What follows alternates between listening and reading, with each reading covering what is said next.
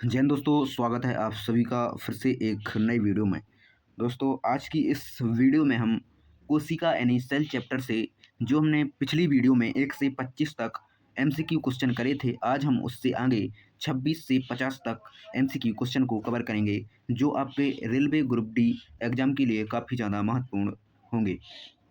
तो first question है, कोशिका के भीतर पदार्थों के परिवहन का कार्य कौन करता है? कोशिका के भीतर पदार्थों के परिवहन का कार्य एंडोप्लाज्मिक रेटिकुलम करता है, यानी इसका आंसर ए हो जाएगा। अगला प्रश्न है, चिकना एंडोप्लाज्मिक रेटिकुलम एससीआर का मुख्य कार्य क्या है? एससीआर का मुख्य कार्य वसा लिपिड का संश्लेषण है, यानी इसका आंसर वी हो जाएगा। अगला प्रश्न है, खुरदरा एंडोप्लाज्मिक रेटिकुलम आरईआर पर क्या पाया जाता है? आरईआर पर राइबोसोम पाया जाता है, यानी इसका आंसर बी हो जाएगा। अगला प्रश्न है, राइबोसोम का निर्माण कहाँ होता है? राइबोसोम का निर्माण न्यूक्लियस में होता है, यानी इसका आंसर ए हो जाएगा। अगला प्रश्न है, सेंट्रोसोम मुख्यतः किस कोशिका में पाया जाता है? सेंट्रोसोम जंतु कोशिका में पाया जाता है, यानी इसका आंसर बी हो जाएगा। अगला प्रश्न है, कोशिका का कौन सा भाग केवल पादप कोशिकाओं में पाया जाता है? कोशिका का क्लोरोप्लास्ट केवल पादप कोशिका में पाया जाता है, यानी इसका आंसर ए हो जाएगा। अगला प्रश्न है, कोशिका भित्ति का मुख्य कार्य क्या है? कोशिका भित्ति का मुख्य कार्य सुरक्षा एवं आदान प्रदान करना है, यानी इसका आंसर बी हो जाएगा। अगला प्रश्न है, अर्धपारगम्य झिल्ली किसे कहते हैं? अर्धपारगम्य झिल्ली कोशिका झिल्ली को कहते हैं, यानी इसका आंसर बी हो जाएगा। अगला प्रश्न है, कोशिका में जल एवं अपशिष्ट पदार्थों का संग्रहण कहाँ होता है? कोशिका में जल एवं अपशिष्ट पदार्थों का संग्रहण वैक्यूल में होता है, यानी इसका आंसर ए हो जाएगा। अगला प्रश्न है, पादप कोशिका में सबसे बड़ा कोशिकांग सामान्यतः कौन सा होता है? पादप कोशिका में सबसे बड़ा कोशिकांग केंद्रीय वैक्यूल होता है, यानी इसका आंसर सी हो जाएगा। अगला प्रश्न है, कोशिका के अध्ययन की शाखा क्या कहलाती है? कोशिका के अध्ययन की शाखा साइटोलॉजी कहलाती है, यानी इसका आंसर बी हो जाएगा। अगला प्रश्न है, जीवाणु किस प्रकार की कोशिका वाले जीव हैं?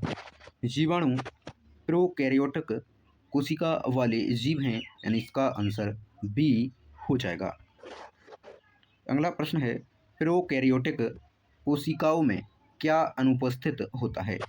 प्रोकैरियोटिक कोशिकाओं में नाभिक झिल्ली अनुपस्थित होती है, यानी इसका आंसर बी हो जाएगा। अगला प्रश्न है, यूकैरियोटिक कोशिकाओं में क्या पाया जाता है? यूकैरियोटिक कोशिकाओं में वास्तविक नाभिक पाया जाता है, यानी इसका आंसर ए हो जाएगा। अगला प्रश्न है, लाल रक्त कोशिका यानी कि आरबीसी की परिपक्व अवस्था में क्या अनुपस्थित होता है? वह नाभिक अनुपस्थित होता है, यानी इसका आंसर बी हो जाएगा। अगला प्रश्न है, श्वेत रक्त कोशिकाओं में डब्ल्यूबीसी में क्या पाया जाता है? डब्ल्यूसीवी में नाभिक पाया जाता है, यानी इसका आंसर ए हो जाएगा। अगला प्रश्न है, डीएनए का पूरा नाम क्या है? डीएनए का पूरा नाम डीऑक्सी राइबोन्यूक्लिक अम्ल है, यानी इसका आंसर बी हो जाएगा। अगला प्रश्न है, आरएनए का पूरा नाम क्या है? आरएनए का पूरा नाम राइबोन्यूक्लिक अम्ल है, यानी इसका आंसर ए बिल्कुल सही हो जाएगा।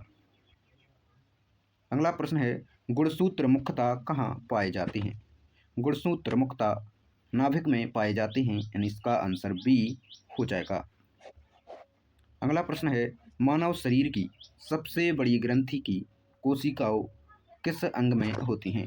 सबसे बड़ी ग्रंथि की कोशिकाएं यकृत में होती हैं, यानी इसका आंसर ए हो जाएगा। अगला प्रश्न है, क्लोरोफिल किस कोशिकांग में पाया जाता है? क्लोरोफिल क्लोरोप्लास्ट में पाया जाता है, यानी इसका आंसर ए हो जाएगा। अगला प्रश्न है, एटीपी का निर्माण मुख्यतः कहाँ होता है? एटीपी का निर्माण मुख्यतः माइटोकॉन्ड्रिया में होता है, यानी इसका आंसर ए हो जाएगा। अगला प्रश्न है, कोशिका का कौन सा भाग आनुवांशिक लक्षणों को नियंत्रित करता है?